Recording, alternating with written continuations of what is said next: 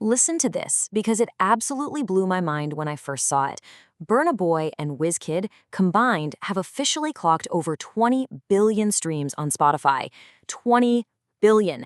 Now, you might just think, hey, they make fantastic music. And, well, they definitely do. But to hit numbers that astronomical, that isn't just luck. That is the sheer, unstoppable power of globalization acting as this invisible infrastructure right underneath their talent. Just let the scale of that number sink in for a second. We're talking about billions of streams coming from audiences in places like South Korea, Brazil, the UK, Jamaica. Literally, people who have never set foot in Lagos, never tasted suya, and honestly haven't heard a single word of Yoruba in their entire lives. Yet they're streaming Nigerian music every single day. It's a perfect example of how effortlessly culture crosses borders now. But if you think this global reach is only for megastars, hold on, because those exact same forces are completely rewiring everyday commerce. I was actually scrolling through Nearland recently and found this post by a guy named Emeka. He makes leather slippers in Aba. He wrote, "Was selling only to people that enter my shop. My cousin overseas posted one photo of my work on Instagram. One woman in Netherlands DM me. Within 3 weeks, I had to dispatch the goods. 800 euros entered my account. No be lie, na Flutterwave carry me go abroad." I love that.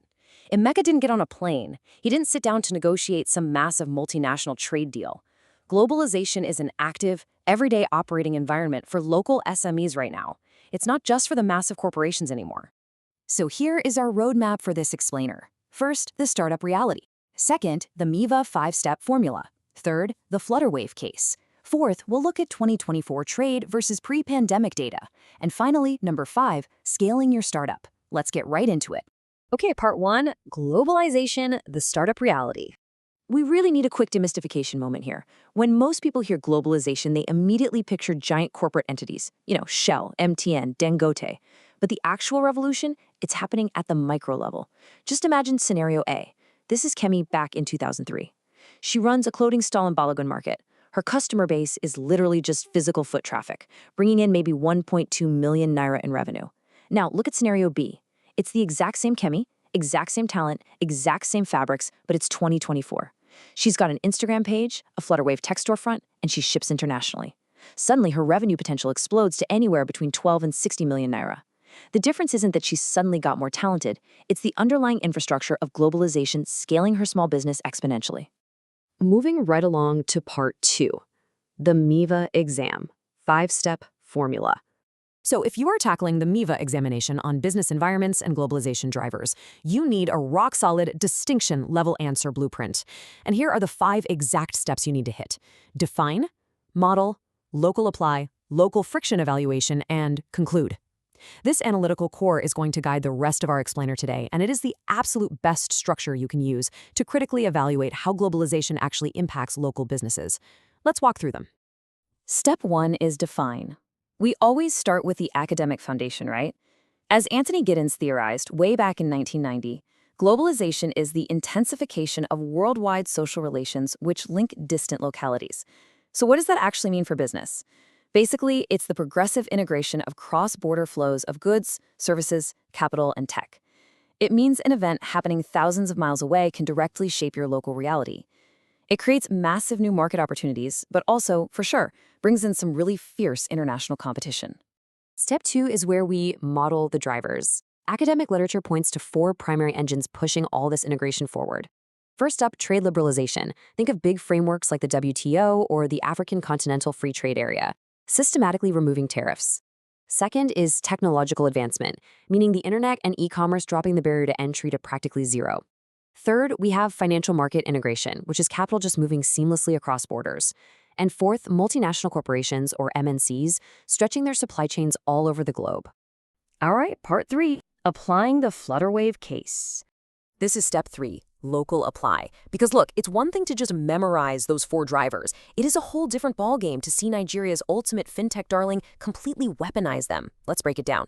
For trade, Flutterwave leverages AfCFTA digital trade protocols across 35 African markets. For tech, their core API just obliterates physical banking barriers, processing transactions in 150 different currencies. For finance, they went out and secured international money transfer operator licenses across 13 U.S. states. And finally, acting as an MNC themselves, they've become the underlying infrastructure that processed a staggering $31 billion in 2024 alone.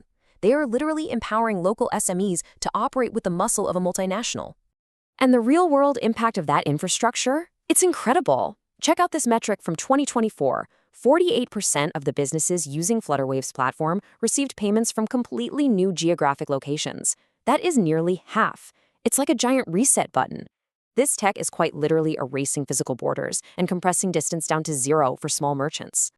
Which brings us to part 4, 2024 trade versus pre-pandemic.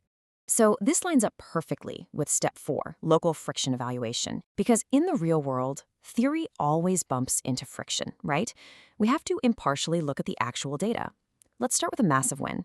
Following the border reopenings, Nigerian exports to the Niger Republic surged by an unbelievable 204% in just one single quarter. I mean, that is absolute, undeniable proof of trade liberalization's theoretical promise. When you remove a barrier, the trade just flows instantly. But, and it's a significant but, we have to contrast that surge with some pretty sobering macroeconomic data. Despite those amazing regional success stories, overall 2024 intra-African trade volumes still haven't fully bounced back to their pre-COVID-19 highs. Why is that? Well, it's structural friction. We're talking about porous land borders that allow smuggling, which totally undermines any formal tariff gains, alongside some really heavy forex volatility and currency risk.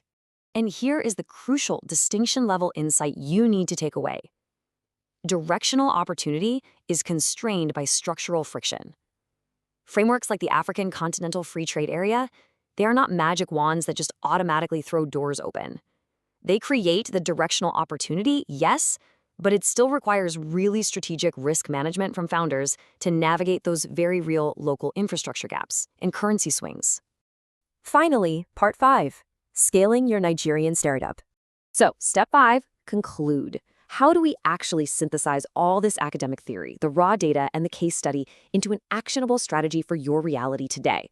Well, here is how Nigerian firms can position themselves for real, sustainable cross-border growth. Number 1, heavily align with the tech and financial integration drivers. Use the APIs, ride those digital payment rails. Number 2, aggressively manage trade regulatory friction locally. Do not ignore currency risk.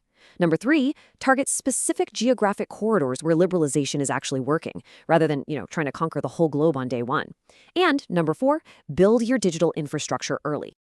I want to leave you with this final, somewhat provocative thought. Globalization isn't just some abstract government policy being debated at the WTO. It is your active operating environment right this second.